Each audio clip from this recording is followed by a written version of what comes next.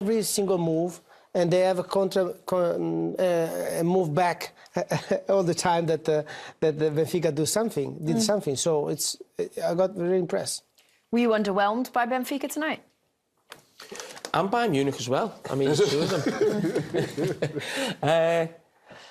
No, listen, I don't think Bayern Munich performed poorly. I think Upamecano just had an absolute nightmare of the last 30 minutes. I think before that, when the game was at 1-0, I thought we were watching what it was. Two of the top teams in European football, playing end-to-end football, no inch given, everyone taking the ball, everyone working back, the attacking players coming back and helping the team from both teams. And for me, it was just a top-level game. They've just had a player who's just lost his head in the last 30 minutes and has took the game away from them. Well, I tell you what, stay with us because our Champions League coverage does continue now on Paramount Plus and CBS Sports Network. You can join us for Micah's reaction to City's big win. Alessandro Del Piero on another great Italian job in Portugal by Inter. Their own goal area. And running like crazy. Everybody. Rodri was everywhere, were everywhere. And Stone and Diaz saving, I don't know, he saved 3 goals, guys. So Bayern Munich performed well, but Manchester City had something special tonight. And when you make that difference, when you are willing to sacrifice everything, you know, even as a striker, to sacrifice you want to score a goal, of course, you want to do something, but when you're willing to do that kind of sacrifice, you got a lot of things in your pocket. And this is what happened tonight, from my point of view. That's really interesting because I think in European football, when you play at this level, it's just the best of the best, and the smallest details make a difference. And obviously, we've got 2 of the best strikers who've played in the Champions League. But I remember my managers saying to the strikers we had, in Europe, you have to sacrifice yourself more for the team than maybe you would do in a Premier League, maybe where the level is a little bit lower, or maybe in Serie A. Was you asked by your coaches, maybe Lippi in the past, in big Champions League games, you have to sacrifice yourself for the team? We build our legacy at Juve with that sacrifice, because we switch, for the first time, we switch from 2 strikers to 3 strikers, and not something that didn't happen in Italy before, so, you know, we are very defensive, so 1 striker and 1 half, or 2 is already enough. That 3 striker, but one of the biggest rules in our team was, you guys need to cover. We're going to press high, we're going to try to make you run less, but if we lose the ball, you need to come back. You need to help your teammates, because that is a structure. So, and it happened tonight as well, because one misunderstanding of the first goal for Rodri, that we already showed, give Rodri the possibility to score a goal, and he did it. If the striker make it that little sacrifice, understand, well, now I cannot leave Rodri in this position. I'm going to stay with him. When we have the ball, okay, I'm going to go up. So that little things, as you say, make all the difference. Make the right choice, even in defending position, even in every part of the game. Make a right fall. We saw Bernardo Silva, counter-attack by Bayern Munich. Very smart fall, because he cannot reach the ball with the head. Not even yellow card. So it's super smart. So that's the difference, guys. You look so funny over there tonight. You're glowing. I know, I'm so far away. You're like I'm a just proud intrigued. father. We have legendary status in the studio tonight. Not that we always don't have. Champions League winners. Okay, so let's go through the action chronologically in this one. So it was Rodri who gets the goal for Manchester City, Thierry, to go 1-0 up. Yes, it was Rodri, and what a finish, and we talked about it, and we talked about Gnabry and understanding moment. This is what he didn't do. But let's talk about where he started for me. Kimmich getting the ball back, Leroy Sané beating Akanji on the side, and we're going to talk about the block of Ruben Diaz on Musiala, because if he doesn't make that block, Ederson was beaten. As you can see here on the replay, Ederson is anticipating on the other side. If Ruben Diaz doesn't make that block, it's over. 1 minute and 39 seconds after, you can see here, Bernardo Silva cannot play with Rodri. He's trying to check why, because Gnabry is in the right position. Understand moment. You didn't get the ball back yet. They are cooking you. Stay here. Why are you leaving Rodri alone? Bernardo Silva is not stupid. He sees it. Musiala obviously sees it. Tries to come back because Gnabry didn't do his job and didn't stay where he's supposed to stay.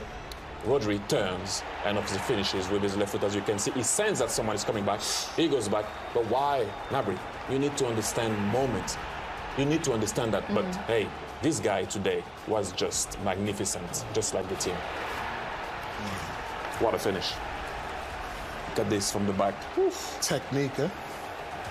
It's a brilliant goal. You can feel today that there was a different energy.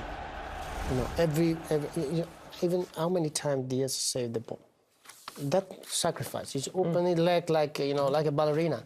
I mean, you did it in the right position with the hands behind because now everything is penalty. So that little things make all the difference in terms of the energy of the game. Haaland recovering the right moment. He made the right choice. He made the right fall, the right passes. And even Guardiola, to be honest, we were a little bit surprised when he substitute no messing De around Bruyne, in the right? Champions League. You have to do what you have to do for the team to win. Haaland ran 12K, and that tells you a lot in the game. You know what else Haaland did tonight? Crossed the ball for a goal. Second goal, Micah. Yeah, he did. And Jamie's man, Upamecano, had an absolute nightmare tonight, trying to play out. But just look at Grealish, anticipating, steals the ball off him, wonderful little back heel, and everyone's thinking he's going to shoot. To have the awareness to see the runner of Silva there was just excellent. But you see, Grealish here, just looking for, can I go? He's just edging towards, wait, now he goes. He sees the danger, nicks it off him, composure, and then you see the run from here from Silva, just excellent. And Haaland's been in this sort of form. We mentioned on the show many times before about his hold-up play, and he could do a lot more. Thierry mentioned he ran 12K today, put a shift in for his team, and playing the right passes at the right time. And this was not just about individuals today, it was a team performance. And that's what Man City needed. They've been excellent over the last couple of weeks. And long may it continue. If we're talking about Bayern Munich's performance, they got caught a few times, Jamie, trying to play out of the back. Yeah, I mean, Upamecano, I mean, he just had a bad game. And listen, I've been a defender, Micah the same. We've all had games like this in our career, but at times he does panic and he's very rash. And for me, defending is about decision-making. And a lot of the times he finds himself in situations where he makes the wrong decision. We saw that earlier with the goalkeeper. Michael's just highlighted, obviously, the second goal. You see this situation here. He's just not quite sure what to do. He's not decisive enough in that position. And I think a big thing for any defender is we all make mistakes. How do you react to a mistake? And he reacted really poorly. Because you've got to get over it mentally. You have to. Otherwise, it's going to completely affect the rest of your game and your team. And that's the sorry thing that's happened to him and Bayern Munich tonight. He couldn't overcome those first couple of mistakes that he made, and the rest of his game just completely went then. And that's a big problem going forward for you as a defender, because as I said, we've all had bad games defensively. We all make mistakes. The best defenders make mistakes. But when you make that mistake, you've just got to put it somewhere out of your head. You think about it when the game's finished.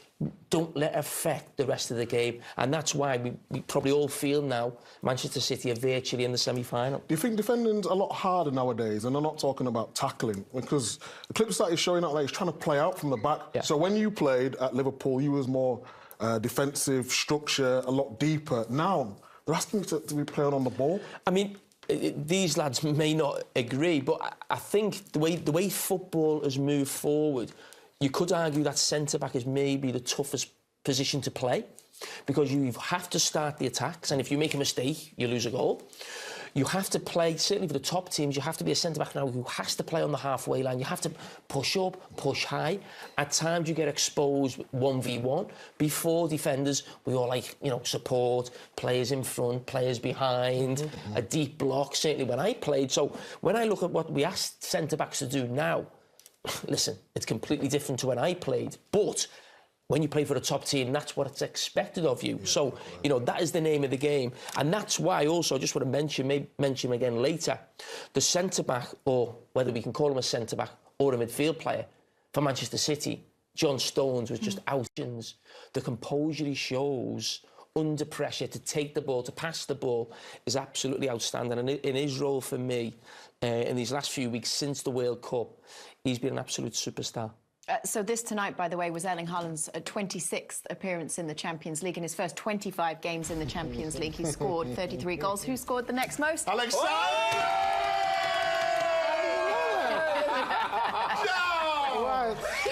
Nice.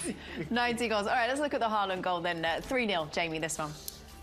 Yes, and this is the game that you feel like kills the tie. It really does. But Haaland gets the goal, and I think it's a great finish. But initially, Manchester City do really well to recycle the ball, sustain the attack. But look at this from John Stones. A massive header. If he doesn't win that header, the game stays 2-0.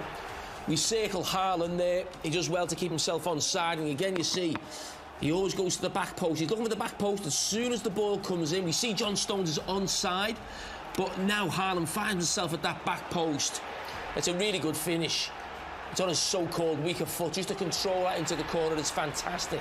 But that leap from John Stones up against Pavard, he wanted it more than him, and it just summed his game up tonight more than anyone.